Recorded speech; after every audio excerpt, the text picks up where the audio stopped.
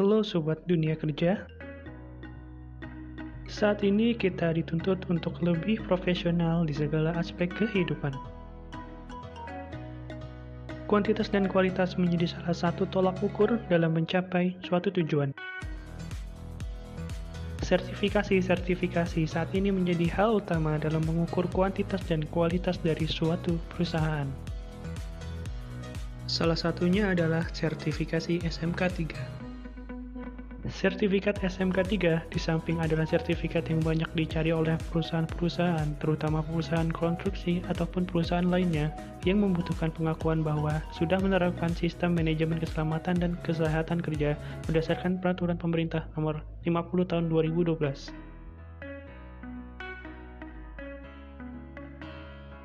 Lalu, bagaimana caranya agar kita bisa mendapatkan sertifikat SMK 3 dan apa saja keuntungannya bagi perusahaan tersebut? Selengkapnya, saksikan di program Bincang by Dunia Kerja.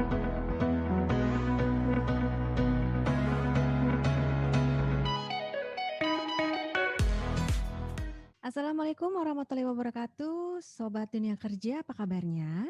Masih terus bersama saya Ana Sylvia yang masih mengawal kalian semuanya di program acara yang berisikan perbincangan menarik seputar dunia kerja, pastinya di program Dunia Kerja.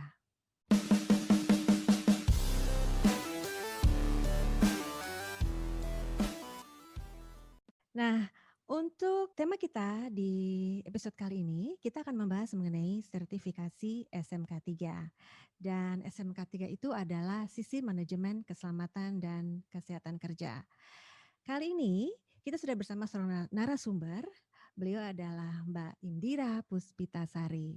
Assalamualaikum Mbak Indira. Halo, Assalamualaikum. Waalaikumsalam, Mbak Ana. Ya, apa kabar nih? Sehat Mbak? Alhamdulillah sehat-sehat. Di sana pasti sehat-sehat semua ya? Alhamdulillah kita di sini sehat saja gitu ya Mbak ya. Jadi Mudah-mudahan tetap menjaga kita selalu kesehatan semuanya. betul. Mudah-mudahan kita selalu diberi kesehatan ya Mbak di tengah pandemi Amin, seperti saat amin, ini amin. Ya ya. Allah. Oke, Mbak Indira seger banget nih hari ini. Dari mana nih Mbak? Dari kantor apa dari Lagi rumah hujan, Mbak? Mbak. Di kantor sekarang lagi hujan, makanya kelihatan seger ya. Baik, Mbak Indira langsung aja ya Mbak. Kita langsung ke topik Oke, kita boleh. kali ini, Oke. yaitu Iya, mengenai monggo. sertifikasi SMK 3. Untuk pertanyaan pertama, kita akan bertanya kepada Mbak Indira mengenai apakah yang dimaksud dengan SMK 3 itu dan siapa Mbak yang mengeluarkan sertifikasi tersebut? Monggo, silakan dijelaskan. Oke, SMK 3 sendiri adalah kepanjangan dari Sistem Manajemen Mutu Keselamatan dan Kesehatan Kerja. Jadi SMK 3 itu dikeluarkan oleh Kementerian Tenaga Kerja Republik Indonesia yang mengacu pada Undang-Undang Nomor 1 Tahun 1970 dan dipertegas lagi di Peraturan Pemerintah atau PP Nomor 50 Tahun 2012 tentang Sistem Manajemen Keselamatan dan Kesehatan Kerja. Gitu, Mana. Baik.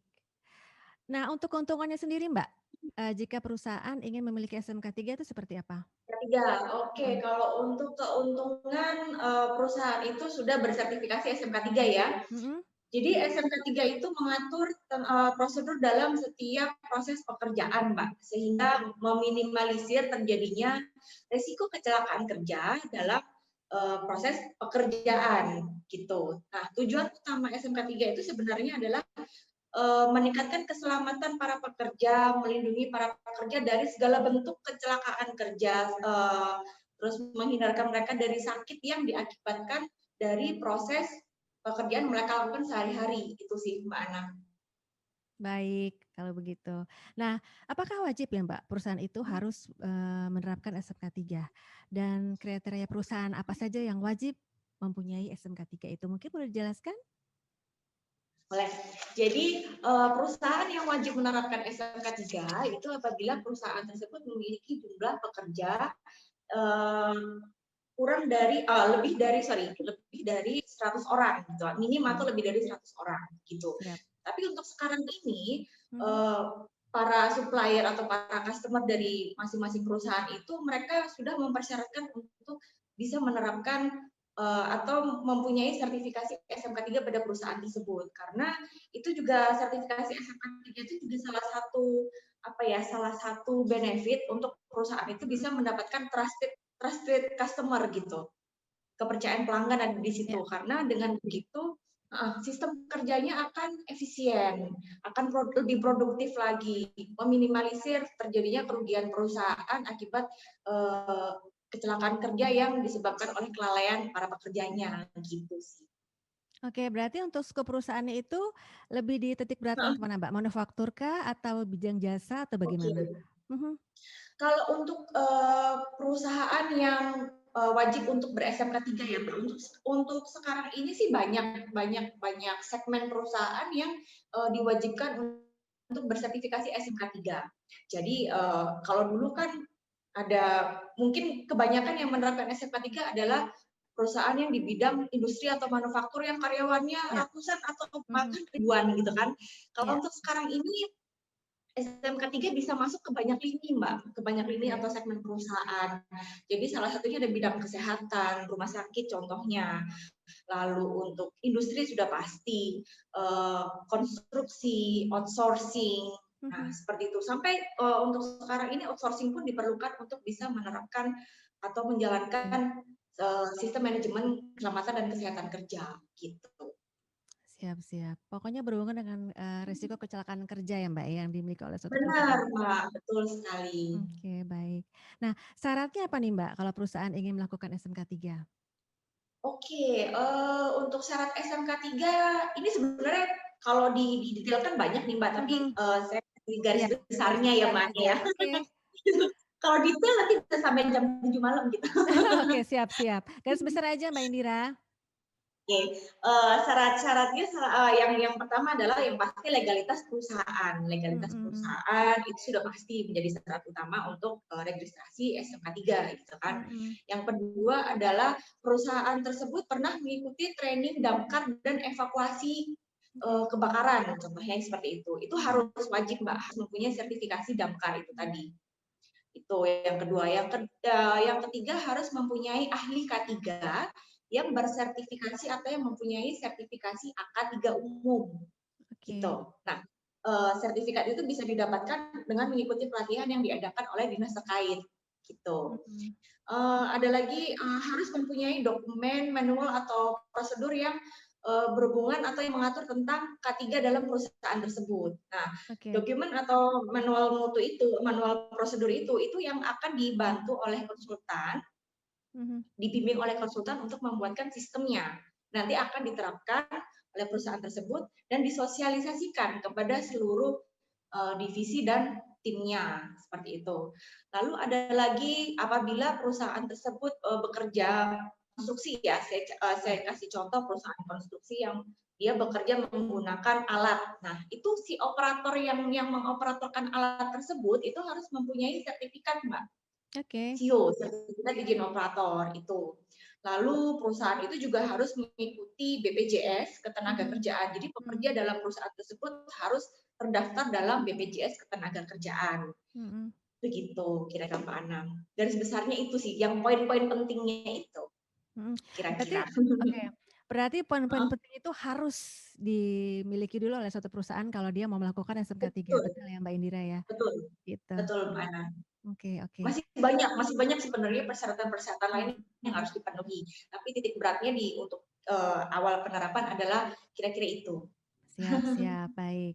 Oke, Mbak Indira, untuk pertanyaan berikutnya nih, Mbak, ya, kapan sertifikat kelulusan SMK 3 itu dapat diterima oleh perusahaan setelah diaudit oleh badan audit? Gimana nih, Mbak, Oke, penjelasannya? ya. Jadi SMK 3 itu dikeluarkan oleh Kementerian Ketenagakerjaan itu per 1 tahun sekali mana. Jadi Iya. dikeluarkan bulan K3 nasional. Bulan K3 nasional itu kalau saya nggak salah tanggal 12 Januari sampai 12 Februari di tiap tahunnya ya. Oke, jadi setelah ada acara di sana, barulah kami bisa mendistribusikan sertifikat SMK 3 yang sudah diberikan ke kami kepada Mhm.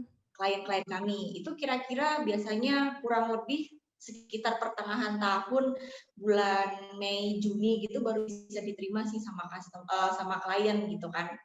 Jadi biasanya sih banyak yang nanya, jadi banyak klien kita yang nanya, Mbak kok lama banget gitu kan, kita udah daftar dari tahun lalu, keluarnya tahun depan gitu kan. Jadi gimana kalau kita butuh waktu.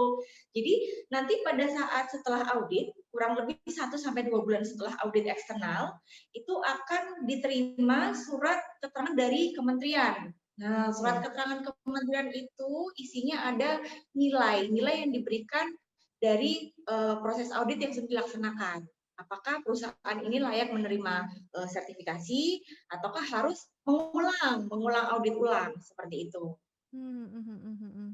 Oke, jadi bisa menjadi acuan itu Mbak ya untuk suatu perusahaan. Jadi itu bisa digunakan sembari menunggu sertifikat SMK 3 yang asli yang dikeluarkan oleh Kemenaker dibagikan, karena prosesnya panjang 1 tahun. Oh oke. Berarti harus nunggu setahun sekali intinya ya untuk penerbitan sertifikat itu ya. Betul. Dan itu setiap bulan itu tadi antara pertengahan lah Mei sampai bulan Juni itu baru kami bisa distribusikan ke mereka yang sudah mendaftar. Gitu. Oke, siap. Nah, untuk sertifikasi SMK 3 sendiri ini ada audit surveillance juga Mbak tiap tahunnya atau gimana?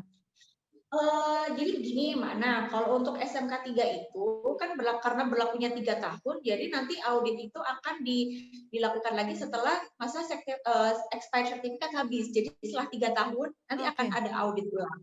Gitu. Jadi tidak ada audit perpanjangan atau audit surveillance di tiap tahunnya, karena di 3 tahun itu nanti 3 tahun berikutnya akan ada kenaikan tingkat. Jadi kalau audit SMK 3 ini naik tingkat terus nih. Nah, jadi untuk tahun pertama, 3 tahun pertama itu pendaftaran awal ada kriteria Mbak Ana. Ini sedikit panjang ya. Iya. Siap. Oke. Jadi tingkatan audit SMK 3 itu pertama adalah 64 kriteria. Itu yang berlaku nanti di pendaftaran awal sampai 3 tahun masa berlaku ya. Nanti setelah di tahun keempat itu akan ada tingkatan kedua yang naik menjadi 122 kriteria. Nah, itu nanti di tahun keempat sampai tahun keenam. Nah, di tahun ketujuh nanti akan ada lagi audit yang dilakukan dengan 166 kriteria. Seperti itu. Nah, kriterianya apa saja? Nah, nanti next episode kali ya, Mbak ya. Siap. Panjang banget. Iya. Berarti ada banyak penambahan dokumen ya, Mbak ya di situ ya? Iya.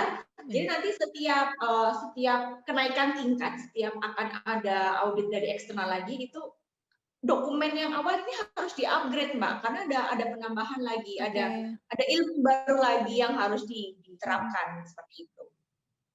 Siap. Menarik ya Mbak Indira ternyata ya. Menarik sekali. Oke, baik. Untuk pertanyaan berikutnya nih Mbak. Nah, untuk perusahaan yang telah menerapkan sertifikat SMK 3 itu di perusahaannya dan telah mendapatkan sertifikat itu, kenapa ya masih terjadi kecelakaan kerja Mbak? Itu kira-kira ada nggak seperti itu dari pengalaman Mbak Indira sendiri? Ada sih Ana. Ada memang beberapa. Jadi kenapa sih sudah dapat sertifikat SMK 3 udah lulus tapi kok masih ada kecelakaan kerja gitu kan? Nah, itu faktor-faktor yang mempengaruhi adalah kurangnya komitmen Mbak. Kurangnya komitmen dari top manajemen, dari pimpinan, dari ahli K3 atau petugas K3 dalam perusahaan tersebut, dan kurangnya pemahaman para pekerja tentang pentingnya bahaya kecelakaan kerja gitu loh. Gitu. Makanya kenapa di dalam sistem manajemen K3 ini itu diatur adalah salah satunya harus menggunakan APD pada saat bekerja, karena itu sangat penting sekali. Kelihatannya sepele ya, cuman kita jalan jarak 1 atau sampai 2 meter, cuman ke sana gitu kan, nggak usah lah kita pakai APD lengkap, pakai helm, pakai safety shoes, pakai kacamata, atau mungkin pakai sarung tangan, yang itu sebenarnya sudah harus digunakan oleh mereka meskipun jaraknya dekat gitu kan, karena kecelakaan kerja itu bisa terjadi sewaktu-waktu. Nggak tahu nih, kita itu tiba-tiba jalan ada aja yang jatuh dari atas. Nah, kalau kita nggak pakai helm kan bahaya gitu kan. Itu yang pertama. Terus di dalam sistem manajemen K3 itu juga diwajibkan untuk menaruh atau memberikan simbol-simbol safety sign. Jadi safety sign itu seperti contohnya jalur evakuasi.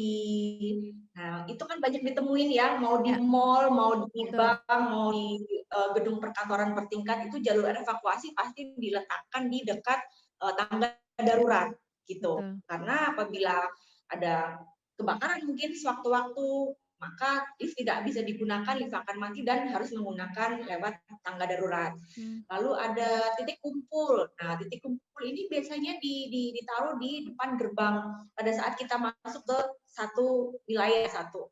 Di mall aja deh, kita mau masuk di mall pasti kan di depan sendiri di paling bawah ada titik kumpul gitu kan. Titik kumpul pasti ditaruh di luar dari gedung itu. Jadi apabila sewaktu-waktu ada mungkin ada kerusakan gedung, bisa lari di luar dari gedung, jadi nggak akan ketimpuk gitu.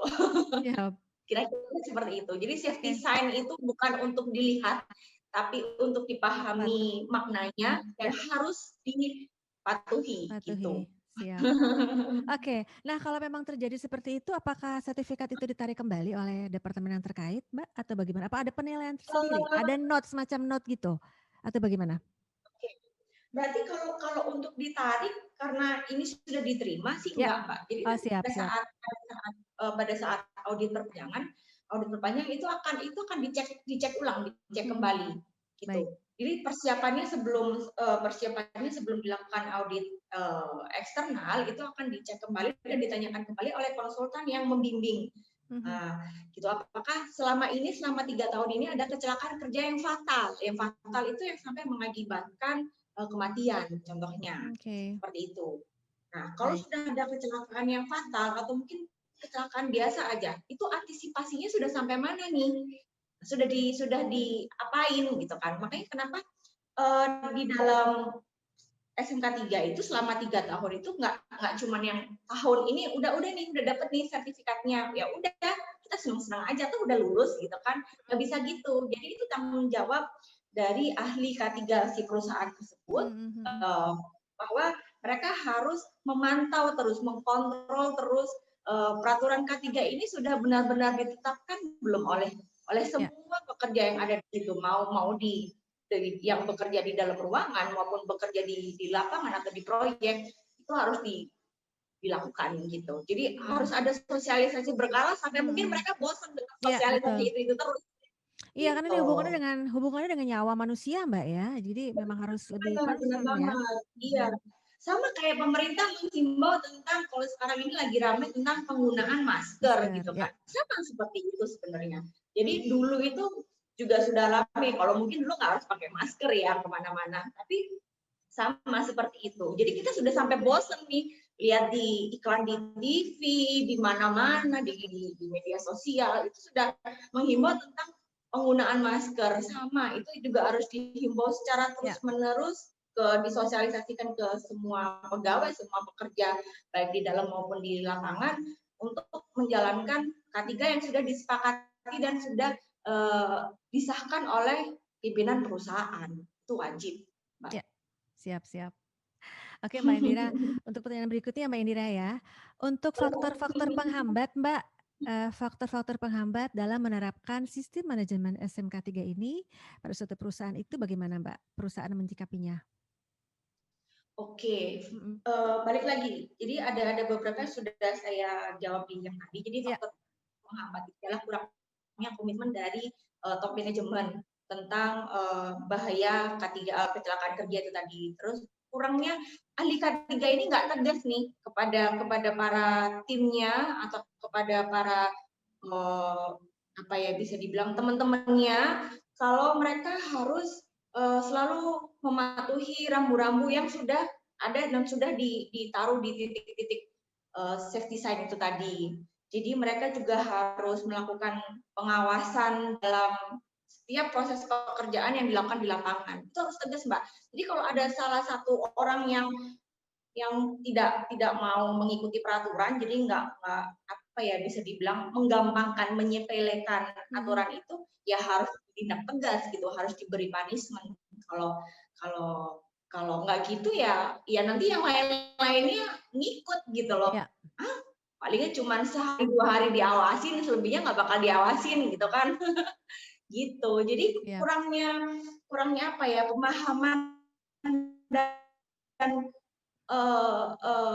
ketegasan lah dari pengawas K3 itu kepada para pekerja proyek maupun yang di dalam kantor untuk bisa menerapkan, apa namanya, sistem itu sih, Mbak, Ya, gitu. iya betul betul. Pekerjaan yang lumayan juga, Mbak. Jadi memang harus memberi keyakinan kepada si pekerja untuk, pentingnya, sistem manajemen SMK 3 itu ya, gitu. Bagaimana mereka Iya, betul. heeh, ada training setiap itu kali, Mbak, ya? Ada setiap berkala diberikan training juga mungkin ya, kepada Iya itu pekerja harus, Mbak. mhm. Itu tadi yang saya bilang, sosialisasi yang harus dilakukan berkala setidaknya minim 4 bulan sekali dalam 1 tahun. Berarti 1 tahun ada 3 kali ya, 3 kali Ya, sosialisasi dan bahan sosialisasi yang sama.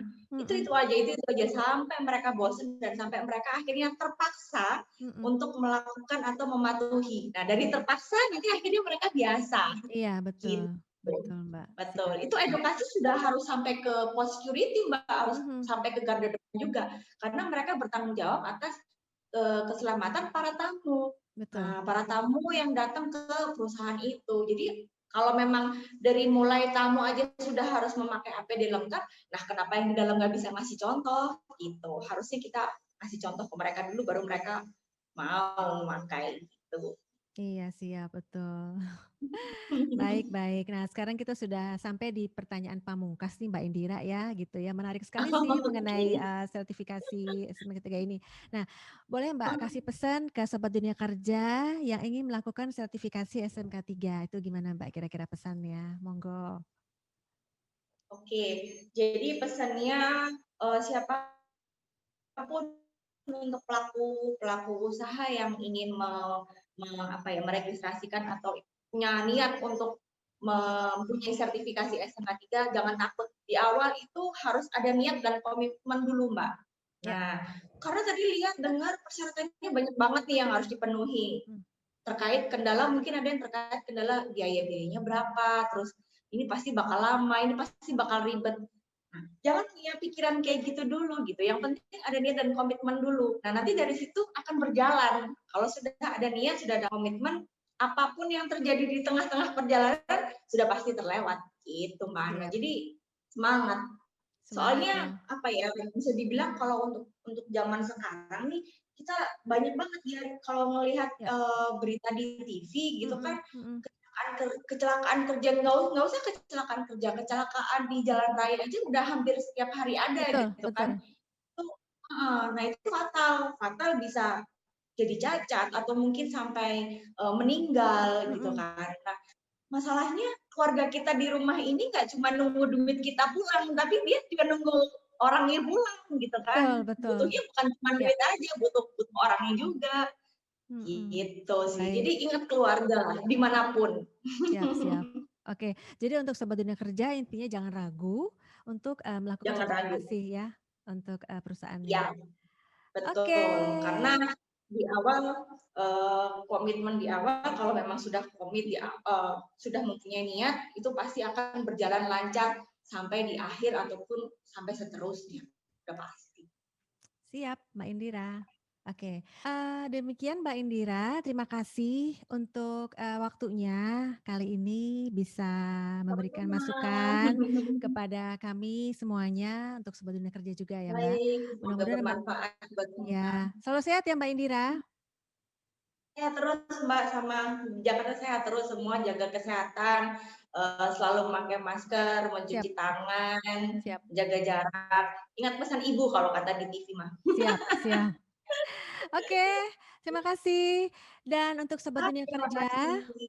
iya, dan untuk sobat dunia kerja, terima kasih untuk perhatiannya. Mudah-mudahan perbincangan kali ini bisa memberikan masukan dan inspirasi untuk sobat dunia kerja semuanya. Untuk selalu tetap melakukan protokol kesehatan sesuai dengan hashtag pesan ibu, mencuci tangan, menggunakan masker, dan menghindari kerumunan. Sebagai bentuk peduli kita untuk menekan penyebaran virus COVID-19 dengan lindungi diri, lindungi negeri. Jangan lupa juga untuk like, subscribe, share, and comment supaya kalian bisa mendapatkan informasi video berikutnya. Wassalamualaikum warahmatullahi wabarakatuh. Tetap semangat, keep healthy.